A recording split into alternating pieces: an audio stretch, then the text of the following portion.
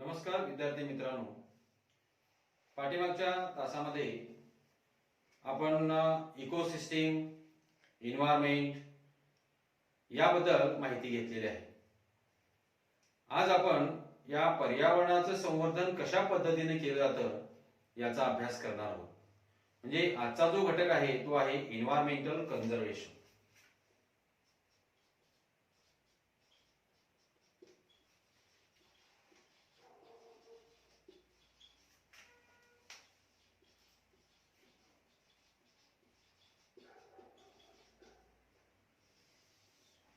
Environmental conservation त्यालाच पर्यावरणीय संवर्धन असं म्हणलं. पर्यावरणीय संवर्धन म्हणजे पर्यावरण संवर्धन कशा पद्धतीने केलं जातं याच घटकाचा अभ्यास आपल्याला आजच्या या तासामध्ये करायचा आहे. तत्पूर्वी आपल्याला पूर्वज्ञानावर आधारित काही प्रश्न विचारलेले आहेत. कॅन यू टेल म्हणजे सांगा पाहू. The first question is which factors affect the environment? Which factors affect the environment? How? म्हणजे पर्यावरणावर परिणाम करणारे कोणकोणते घटक आहेत आणि कसे, असा प्रश्न विचारलेला आहे. You know that the two types of the environments. Now first is a artificial environment and number second is a natural environment. That means the first is a natural environment and second is a artificial or man-made environment. The natural as well as the artificial environment or the man-made factors affect the environment. काही वेळेस natural factors त्या ठिकाणी environment वरती परिणाम करतात आणि काही वेळेस मॅन मेड जे काही फॅक्टर्स आहेत किंवा त्यालाच आपण आर्टिफिशियल फॅक्टर म्हणतो, हे दोन्ही घटक या पर्यावरणावरती परिणाम करत असतात. And among the natural factors like the sudden changes in the weather, म्हणजे तात्काळ लगेच त्या ठिकाणी जो काय हवामान आहे, हवामानामध्ये बदल झालेला आपल्याला दिसून येतो. म्हणजे हवामान हा सुद्धा पर्यावरणावर परिणाम करणारा हा एक घटक आहे. And the different types of the natural disasters. Different types of the natural disasters म्हणजे वेगवेगळ्या प्रकारचे जे काही नैसर्गिक आपण आपत्ती म्हणतो, हे आपत्ती सुद्धा या ठिकाणी पर्यावरणावर परिणाम करतात. Affect the normal environment. जे काही पर्यावरण आहे त्या पर्यावरणावरती हे परिणाम करणारे घटक आहे. म्हणजे कुठलं सांगितलं, जे suddenly changes the weather and the different types of the natural disasters. म्हणजे वेगवेगळ्या ज्या काही आपत्ती असतात त्या आपत्ती सुद्धा त्या ठिकाणी पर्यावरणावरती परिणाम करतात. And due to the such changes there are the problems in the interrelationship that exists between the food chain and food web. म्हणजे जे काही फूड चेन आहे किंवा जे काही फूड वेब आहे त्याला आपण अन्न साखळी आणि अन्न जाळे म्हणतो, यांच्यावर सुद्धा जे काही रिलेशन आहे या दोघांचं याच्यावर सुद्धा त्या ठिकाणी परिणाम दिसून येतो. And due to the various man made causes there are the destruction of the environment, external destruction of the environment. म्हणजे त्यानंतर आर्टिफिशियल ज्याला आपण मॅन मेड फॅक्टर्स म्हणतो, हे सुद्धा त्या ठिकाणी पर्यावरणावर परिणाम करणारे घटक आहेत. Now the industrialization, the pollution due to the such industries, urbanization म्हणजे जे काही मोठमोठे औद्योगिकरण आहेत, औद्योगिकरणामुळे पर्यावरणावरती परिणाम होतो. अर्बनायझेशन ज्याला आपण शहरीकरण म्हणतो. Hunting and poaching of the wild animals म्हणजे जे काही जंगली प्राणी असतात, जंगलात राहणारे जे काही प्राणी असतात त्यांच्यावर सुद्धा हा त्या ठिकाणी परिणाम दिसून येतो. And construction of the dams and roads, जे काही बांधकाम केलेले असतात, मोठमोठी बिल्डिंग असतात किंवा रोड असतात, ह्या सर्व गोष्टी करत असताना त्या ठिकाणी पर्यावरणावर परिणाम होत असतो. And the bridges etcetera, construction of the dams, roads and bridges म्हणजे जे मोठमोठे जे काही पूल बांधतो आपण, म्हणजे ज्या ज्या ठिकाणी उड्डाण पूल वगैरे त्या ठिकाणी बांधलेले असतात, मग हे बांधत असताना त्या ठिकाणी नॅचरल आलेले जे काही मोठमोठी नैसर्गिकरित्या आलेली काही मोठमोठी झाडं असतात ती झाडं तोडावी लागतात. त्यामुळं त्या ठिकाणी पर्यावरणावर आपल्याला जो काही परिणाम आहे तो परिणाम त्या ठिकाणी दिसून येतो. All man made changes that the cause of the damage to the environment म्हणजे अशा मानव निर्मित घटकामुळे पर्यावरणावर आपल्याला त्या ठिकाणी परिणाम झालेला दिसून वाईट परिणाम झालेला दिसून येतो. First question. म्हणजे second question is what will happen if number of the consumers in the environment goes on the increasing gradually. जर समजा त्या ठिकाणी जे काही कंझ्युमर आहे, जे भक्षकांची संख्या त्या ठिकाणी जर वाढलेली असेल तर या पर्यावरणावरती काय परिणाम दिसून येतो असा प्रश्न विचारला. व्हॉट विल हॅपन, काय घडेल, what will happen if number of the consumers increasing environment goes increasing gradually. जी भक्षकांची संख्या जर वाढली पर्यावरणामध्ये तर त्याचा नेमकं त्या ठिकाणी काय घडेल असा प्रश्न विचारलेला आहे. The number of the consumers increasing gradually, it will create the scarcity of the prey. म्हणजे जे काही भक्ष आहेत, भक्षांची संख्या त्या ठिकाणी कमी झालेली दिसेल. का? The increasing the number of the consumers, म्हणजे भक्षकांची संख्या वाढल्यानंतर जे काही त्यांचं भक्ष आहे त्या भक्षांची संख्या कमी झालेली दिसते. And it will create the scarcity of the prey, म्हणजे जे काही भक्ष आहे भक्षांचा तुटवडा त्या ठिकाणी निर्माण होतो. Prey organisms. And then due to the lack of prey the number of the consumers will also decline. The lack of prey. जर समजा त्या ठिकाणी म्हणजे भक्षांची संख्या जर कमी झाली तर जे भक्षकांची जी संख्या आहे ती संख्या सुद्धा अर्थातच कमी होईल असे या ठिकाणी सांगितलेलं आहे. And next question is what will be the effect of industry established on the river bank, on the river ecosystem. म्हणजे जे काही औद्योगिकरण आहे, औद्योगिकरणामुळे जे काही रिव्हर बँक आहे, जे ज्या नद्या वगैरे असतात किंवा त्यानंतर जे काही रिव्हरची इकोसिस्टीम आहे, जी काही नद्यांची परिसंस्था आहे त्या परिसंस्थेवर काय परिणाम घडून येतो असा प्रश्न विचारलेला आहे. The answer is if there are the industry established on the river bank, if there are the industries established on the river bank, then there is a threat of the aquatic ecosystem.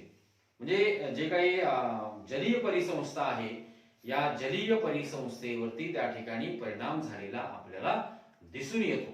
म्हणजे नदीकाठच्या ठिकाणी जे काही औद्योगिक संस्था असतात, औद्योगिकरण असते, या औद्योगिकरणामुळे जे काही ज्याला आपण इंडस्ट्रियलायझेशन म्हणतो त्याचा परिणाम हा रिव्हर बँक वरती झालेला दिसून येतो. It is most likely that the hazardous effect can be released into the river water. म्हणजे पाण्यावर जे काही ॲक्वॅटिक ॲनिमल्स असतात, जे जलचर प्राणी असतात, या जलचर प्राण्यामध्ये वरती त्या ठिकाणी वेगवेगळे जे काही घटक असतात ते घटक त्या ठिकाणी परिणाम करत असतात. म्हणजे जे काही औद्योगिकरण आहे, इंडस्ट्रियलायझेशन म्हणतो, त्याच्यामधून जे बाहेर पडणारे जे काही वेस्ट प्रोडक्ट असतात हे वेस्ट प्रोडक्ट ते ॲक्वॅटिक जे काही ॲनिमल्स असतात किंवा ॲक्वॅटिक ऑर्गॅनिझम्स असतात त्याच्यावरती हे परिणाम करणारे घटक असतात. and this can cause the water pollution and resulting into the mortality of the aquatic organisms. This can cause the water pollution आणि याच कारणामुळे पाण्याचं प्रदूषण होतं. आणि या पाण्याचं प्रदूषण झाल्यामुळे जे काही ॲक्वॅटिक ऑर्गॅनिझम्स असतात ते त्या ठिकाणी मृत्यू पावतात. मृत्यूचं जे मृत्यू प्रमाण आहे आपले aquatic organisms are the mortality, म्हणजे ते त्या ठिकाणी मृत्यू पावतात. कशामुळे? पाण्याचं प्रदूषण झाल्यामुळे. आणि पाणी प्रदूषण कशामुळे होतं? जे काही औद्योगिकरण करत असताना जे काही जे वेस्ट मटेरियल आहे ते पाण्यामध्ये सोडलं जातं. जे काही हजार्डस इफेक्ट असतात म्हणजे वेगवेगळे घटक असतात, म्हणजे ते ॲक्वॅटिक ॲनिमल्सला त्या ठिकाणी परिणाम करणारे जे घटक असतात, जे काही रासायनिक घटक असतात ते पाण्यामध्ये मिसळल्यामुळे पाण्याचं प्रदूषण होतं. आणि पाण्याचं प्रदूषण झाल्यामुळे जे काय ॲक्वॅटिक ऑर्गॅनिझम्स असतात ते त्या ठिकाणी मृत्यू पावतात. And moreover this water will no longer remain potable, म्हणजे ते पाणी वापरण्यायोग्य नसते. and hence the health of the resident population may be also be affected, and the food chain and the food web in the river may be terminated due to the such pollution. आणि जे काही अन्न साखळी आहे, अन्न जाळे आहे, याच्यावर सुद्धा या ठिकाणी परिणाम झालेला आपल्याला दिसून येतो. The food chains and food web in the river may be terminated due to the such pollution. The environment is affected due to the some natural factors of the environment and some man-made factors. म्हणजे मानव निर्मित घटक ही त्या ठिकाणी पर्यावरणावरती परिणाम करतात, आणि त्यानंतर जे काही नैसर्गिक घटक आहेत, हे नैसर्गिक घटक सुद्धा पर्यावरणावरती बॅड इफेक्ट ज्याला म्हणतो आपण, म्हणजे पर्यावरणावरती वाईट परिणाम त्या ठिकाणी घडवून आणतात. And such as man made for the such as pollution, such factors create the imbalance in the environment which in turn affect the existence of the biotic factors. म्हणजे हे कशावर अवलंबून आहे? जे काही जैविक घटक आहेत या जैविक घटकावरती त्या ठिकाणी अवलंबून असलेलं आपल्याला दिसून येतं. And earth is suffering from the many environmental problems. Earth is suffering from the many environmental problems and caused due to the effect of the various natural and artificial factors. म्हणजे पृथ्वी सुद्धा त्या ठिकाणी काय करत आहे, म्हणजे आपलं जे काही स्वच्छता ज्याला म्हणतो आपण, suffering from the many environmental problems, म्हणजे पृथ्वीवर त्या ठिकाणी असे जे काही पर्यावरणाची जी काही समस्या आहेत, त्या समस्या, अनेक समस्या त्या ठिकाणी निर्माण झाल्या आहेत, cause due to the effect of the various natural and artificial factors. म्हणजे हा जो काही परिणाम आहे तो नैसर्गिक पर्यावरणावरती सुद्धा जे काही नैसर्गिक घटक आहेत याच्यामुळे परिणाम झालेला दिसून येतो, आणि जे काही मॅन मेड फॅक्टर्स आहेत या दोन्ही घटकांचा परिणाम या पृथ्वी सुद्धा म्हणजे एन्व्हायरमेंटवर सुद्धा त्या ठिकाणी झालेला आपल्याला दिसून येतो. आणि एन्व्हायरमेंटल पोल्युशन, आता पर्यावरणीय प्रदूषण कशामुळे होतं? Environmental pollution, now the contaminate of the any materials in its pollution. Contamination of any material is its pollution. म्हणजे जे काही दूषित घटक असतात, हे दूषित घटक त्या ठिकाणी मिसळले की प्रदूषण तयार होते. आपल्याला माहित आहे, म्हणजे सॉइल पोल्युशन असेल, वॉटर पोल्युशन असेल, नॉइज पोल्युशन असेल, अशी वेगवेगळे त्या ठिकाणी प्रदूषण असतात. म्हणजे पाण्याचं प्रदूषण होतं, मातीचं प्रदूषण होतं. आता हे कशामुळे प्रदूषण होतं? Many contamination of the many materials are mixed. म्हणजे जे काही हानिकारक असणारे जे काही घटक असतात, हे घटक त्या ठिकाणी मिसळतात आणि त्यामुळे त्या ठिकाणी प्रदूषण घडून येते.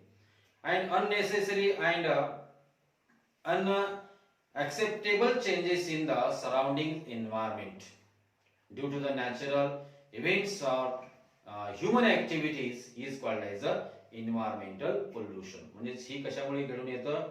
जे काही ह्युमन ऍक्टिव्हिटीज आहेत, म्हणजे मानव निर्मित जे काही घटक असतात, मानव निर्मित जे काही फॅक्टर्स आहेत याच्यामुळे त्या ठिकाणी वेगवेगळे घटक मिसळल्या कारणानं, मानव निर्मित वेगवेगळे घटक मिसळल्या कारणानं त्या ठिकाणी आपल्याला प्रदूषण झालेलं दिसून येते. It is called as a environmental pollution. यालाच पर्यावरणीय प्रदूषण असं म्हणलेलं आहे.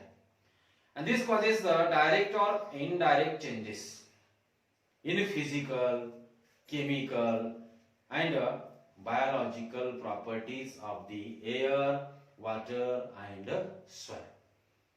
जे काही जैविक घटक असतात, biological properties of the air, water and soil, म्हणजे याच वेगवेगळ्या कारणामुळे प्रत्यक्ष असेल किंवा अप्रत्यक्ष असेल, this causes direct or indirect changes in the physical, म्हणजे ज्याला आपण भौतिक म्हणतो, त्यानंतर केमिकल आहे म्हणजे ज्याला रासायनिक म्हणतो, आणि त्यानंतर बायोलॉजिकल फॅक्टर्स म्हणजे फिजिकल, केमिकल,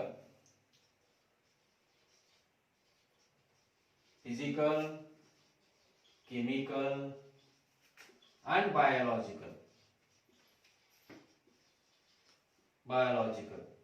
Biological means म्हणजे एअर असेल किंवा त्या ठिकाणी सॉइल असेल किंवा वॉटर असेल. Biological properties of the air, water and soil. and these changes are usually harmful for all living organisms, including the human. मग या घटकामध्ये त्या ठिकाणी जर परिणाम झालेला जर असेल तर त्याचा जो काही वाईट परिणाम आहे तो लिव्हिंग ऑर्गॅनिझम वरती होत असतो, म्हणजे सजीवावरती हा त्या ठिकाणी वाईट परिणाम दिसून येतो. मग सजीव म्हटल्यानंतर जे काही प्राणी आहेत आणि त्याचबरोबर मानव सुद्धा येतो. दीज चेंजेस म्हणजे हे जे काही झालेले जे काही बदल आहेत, या बदलामुळे these changes are usually harmful, आणि अशा पद्धतीने हे झालेले जे काही बदल आहेत हे बदल कसे असतात, हानिकारक आहेत. These changes are the harmful for all living beings including the humans, म्हणजे सर्व प्राण्याबरोबर जे काही सर्व सजीव आहेत त्या सजीवाबरोबर मानवाला सुद्धा हे अपायकारक घटक असतात. Now the reason for pollution, next is a reason for pollution.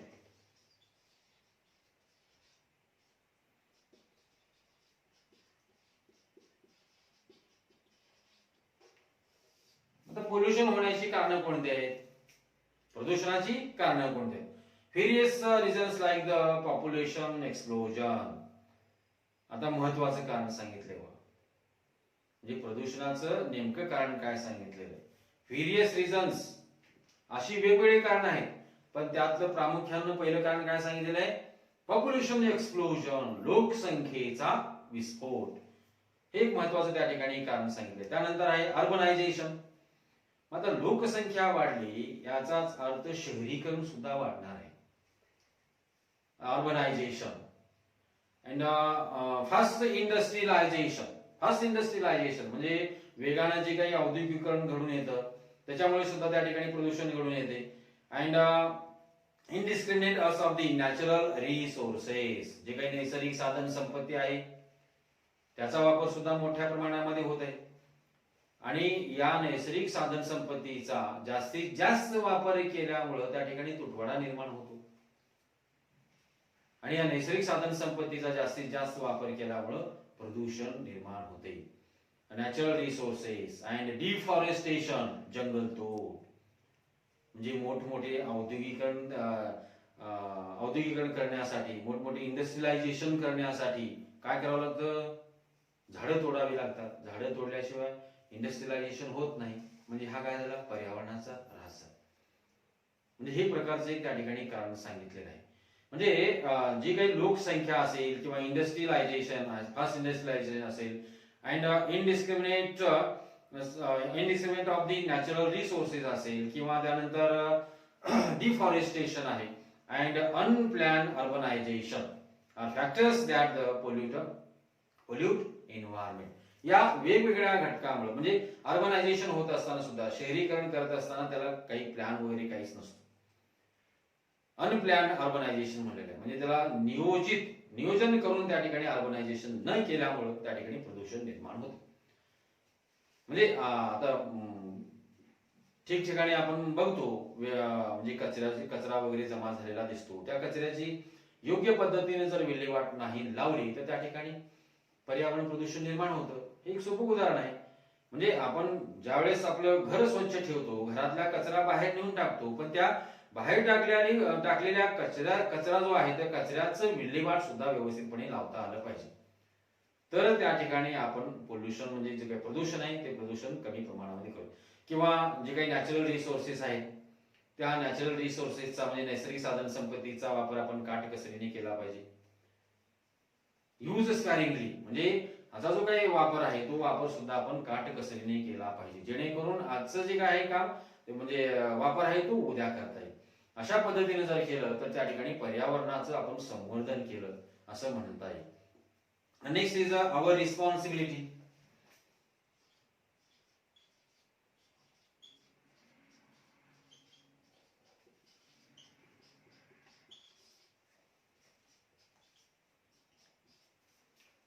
त्यानंतर आपली जबाबदारी काय आहे, म्हणजे आपली भूमिका काय आहे, नेमकं पर्यावरणाचं संवर्धन करायला पाहिजे, पर्यावरणाचं रक्षण करायला पाहिजे. हे फक्त बोलून चालतंय का, नाही. त्यासाठी आपणही काहीतरी त्या ठिकाणी पर्यावरण संरक्षणासाठी काहीतरी केलं पाहिजे. म्हणजे ती आपली सुद्धा जबाबदारी आहे, आपली जबाबदारी आहे, समाजाची जबाबदारी आहे. म्हणजे राज्याची जबाबदारी आहे, देशाची जबाबदारी, म्हणजे सगळ्यांनी मिळून जर ठरवलं, जर पर्यावरणाचं संरक्षण करायचं म्हणलं तर त्या ठिकाणी शक्य होतं. म्हणजे आपली सुद्धा त्या ठिकाणी जबाबदारी, our responsibility. Pollution of the air, water, soil, thermal pollution, light pollution, and extra different types of the pollutions that cause adverse effect on the environment. अशा वेगवेगळ्या म्हणजे काही प्रदूषण होत असतात, म्हणजे सॉइल पोल्युशन असेल, वॉटर पोल्युशन असेल, किंवा थर्मल पोल्युशन असेल, किंवा लाईट पोल्युशन असेल, किंवा साऊंड पोल्युशन असेल, असे वेगवेगळे जे काही प्रदूषणाचे प्रकार आहेत, हे प्रदूषण जर मोठ्या प्रमाणात जर वाढलं, are different types of the pollutions, हे वेगवेगळे प्रदूषणाचे प्रकार आहेत, and that cause the adverse effect on the environment. म्हणजे त्या वेगवेगळ्या प्रदूषणाचा आपलं जो काही पर्यावरण आहे त्या पर्यावरणावर प्रतिकूल असा परिणाम होतो. It ultimately affects the existence of all the living organisms on the earth. Affect the existence of the all living organisms on the earth, and thus it is our responsibility to the curtail. Our responsibility to the curtail polluting the substances and aim at the environmental conservation. म्हणजे त्या ठिकाणी आपली सुद्धा जबाबदारी महत्वाची आहे, आणि त्यामुळे काय होईल, पर्यावरणाचं संवर्धन केलं. Polluting substances and aim at the environmental conservation. म्हणजे आपला जो काही मेन उद्देश जो आहे तो उद्देश या ठिकाणी साध्य होईल. And next it is observation and fill in the information. म्हणजे निरीक्षण करायचंय, आपल्याला एक तक्ता दिलेला असेल, त्या तक्त्याचं त्या ठिकाणी निरीक्षण करायचं आहे, आणि निरीक्षण करून जे काही इन्फॉर्मेशन आहे, जी काही माहिती आहे, ती माहिती आपल्याला योग्य पद्धतीने त्या ठिकाणी भरायची